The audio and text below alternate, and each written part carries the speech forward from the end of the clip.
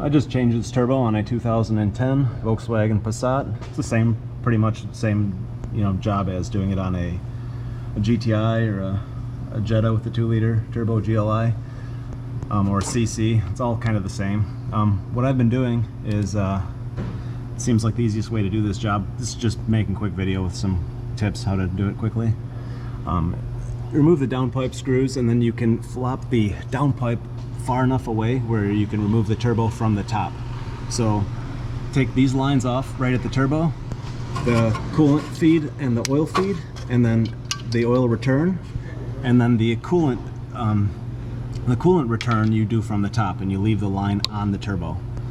So remove the brace, remove this shield, get those lines out of the way, unplug the connectors, pull this pipe off of the inlet here, the charge pipe, and then you lower it down and do the rest from the top.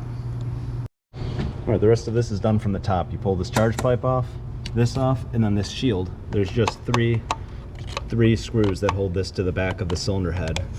Pull that out of the way, and the turbo fits right through here. I disconnect the coil harness to give you a little bit more room. And this is that coolant hose, this lower hose here. This is the one you pull off for the coolant feed to the turbo. And that's it. So you pull it right from the top. You do most of this job on the ground. So I hope this helps. Thanks.